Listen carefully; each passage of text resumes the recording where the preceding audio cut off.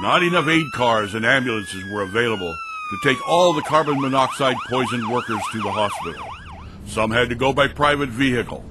One supervisor was unconscious, kept in the hospital overnight. 31 others were treated and released. They had been working for 4 hours in a large warehouse with no ventilation, but with 7 propane-powered forklifts, 4 of them rental units, spewing 5 to 6 times the acceptable levels of carbon monoxide. At yet another warehouse, 6 employees doing inventory in a cold room all came down with a severe headache, nausea, and fatigue. They thought they had the flu, so they kept right on working. They didn't have the flu. They were being poisoned by carbon monoxide. Fortunately, the fire department was called, immediately shut the plant down, and evacuated all the employees. The 6 were rushed to the hospital. 2 had to stay overnight. The problem? 2 propane-powered forklifts, each with carbon monoxide emissions 4 times the acceptable limit.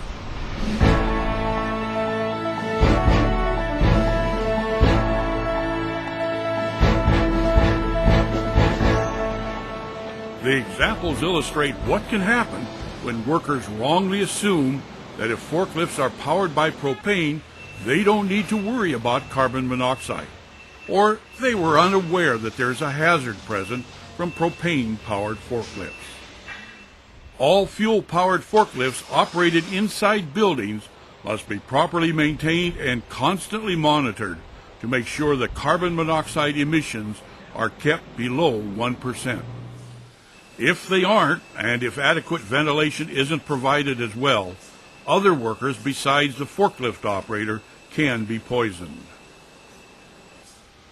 Carbon monoxide, often called the silent killer, is produced whenever there is an incomplete combustion of any kind of fuel, including gas, diesel, propane, oil, wood, paper, or even charcoal briquettes. What makes carbon monoxide so deadly? It can't be seen, it can't be smelled, and it can't be tasted. And it can accumulate in one area from many different sources. You can be around very high levels of carbon monoxide and not even realize there is a problem, that you are in great danger until it's too late. Carbon monoxide is the leading cause of accidental poisoning in America and in Washington State, often at home and sometimes at work. If you drive or work around propane-powered forklifts, you must be ever vigilant for signs of carbon monoxide poisoning. At first, you may feel like you've come down with the flu. You might have a headache. You might feel nauseous or dizzy. Your breathing may become rapid. Worse yet, you may feel weak and too confused to know you're in trouble and need to immediately get fresh air. If you don't get fresh air immediately, you may lose consciousness. At that point, if your fellow workers don't get you to fresh air and a doctor or hospital emergency room immediately, you may die. The experts claim that yearly between 10 and 15,000 Americans seek medical attention or lose at least one day of work because of inhaling carbon monoxide either at home or on the job. Businesses using forklifts must be ever vigilant of the potential dangers from carbon monoxide. An example of a company that does just that is Stemelt Growers in Wenatchee. Since 1914, the Matheson family, who owns Stemelt Growers, has worked to make their packing and controlled atmosphere storage facility safe for all their workers. The company instituted an awareness program, including education, reminder posters, improved ventilation, and a change to primarily battery-powered forklifts. The plant manager from Stemelt's old station, Mike Parrish, said they also started a monitoring program. In the process of training, we added a monitoring program at all the facilities in which we daily, there's an employee that goes through and takes a reading and monitors the level of carbon monoxide in different rooms. And this could be in the packing rooms, in storage rooms, anywhere where we have people working in those spaces. they take a carbon monoxide reading. Carbon monoxide poisoning is bad for workers and bad for business. It is cost effective to prevent these injuries because they can be severe or even fatal. They can involve large numbers of workers in a single incident and may result in production shutdowns. In Washington State, the most common source of carbon monoxide poisoning on the job is fuel-powered forklifts. Many companies, including SCS Refrigerated Services, have switched to battery-powered forklifts to work in cold rooms, controlled atmosphere rooms, refrigerated warehouses, and other non-ventilated spaces. They changed to battery-powered forklifts because the risk of carbon monoxide poisoning is high when propane-powered forklifts are used inside enclosed spaces. Even with mechanical ventilation, propane-powered forklifts operated indoors can still pose a risk because poisoning can occur at carbon monoxide concentrations of less than 0.1% in the air.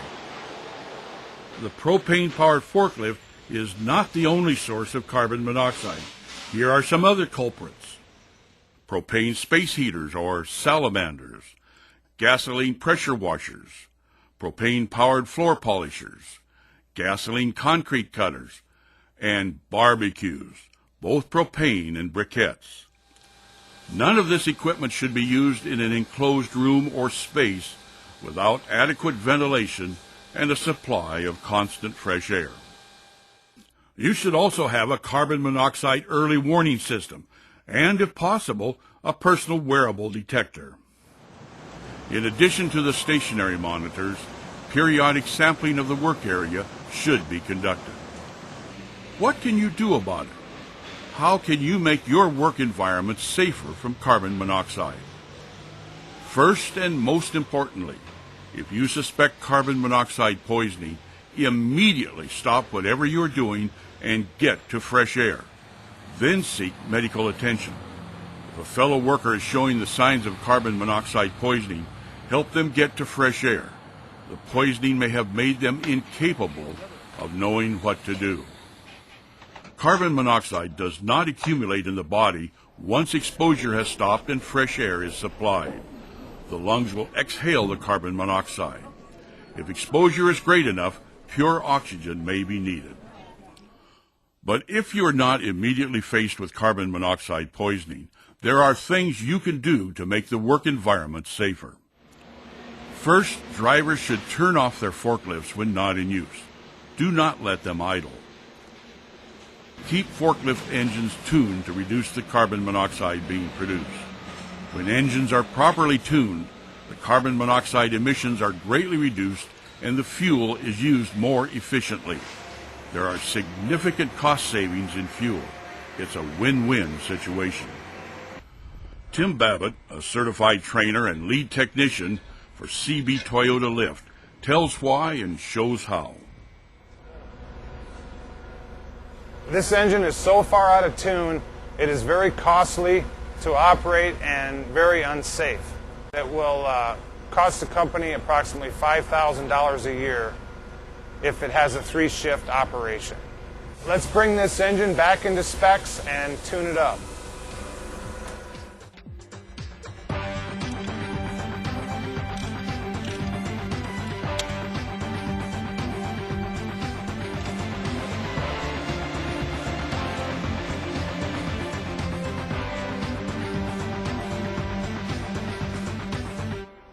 Okay, our engine is running at 0.3% carbon monoxide level.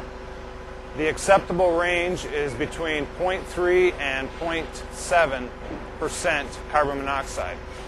This engine is running very efficiently right now compared to what it was before the tune-up.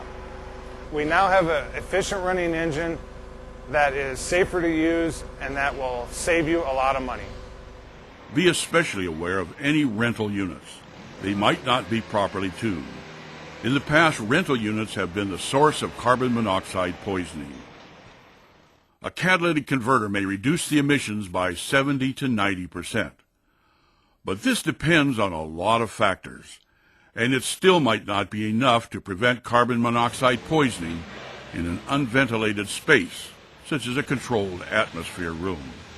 It will not eliminate the risk entirely. A word of caution. Gasoline-powered forklifts or diesel-powered machines emit much more carbon monoxide than propane-powered vehicles, even with catalytic converters. Never, ever use gasoline-powered forklifts or any other gasoline or diesel-powered machine in confined spaces. If warehouse fans are not working, notify your supervisor immediately. Also, keep doors and windows open as much as possible to allow fresh air in. When it comes right down to it, pallet jacks or electric forklifts are the only safe way to move product within controlled atmosphere rooms. These rooms are designed with no fresh air ventilation, and the carbon monoxide levels can build up quickly inside them. Electric forklifts do not emit any carbon monoxide. Of course, there are pluses and minuses with every type of forklift. The electric forklift's initial cost tends to be higher, but they generally have a longer useful life. Propane forklifts accelerate better, but that causes increased wear on the tires and may lead to more accidents. The electric forklifts need a special, well-ventilated room with a battery lifting crane for changing and charging the batteries. According to studies done by the Washington State Department of Labor and Industries, the bottom line costs of owning and operating either an electric or a propane-powered forklift is about equal. Therefore, the choice of which to use should be based on the safety of all those who have to work in the same environment. For more information on reducing or eliminating the dangers of carbon monoxide poisoning from propane-powered forklifts, visit the Washington State Department of Labor and Industries website at www.lni.wa.gov.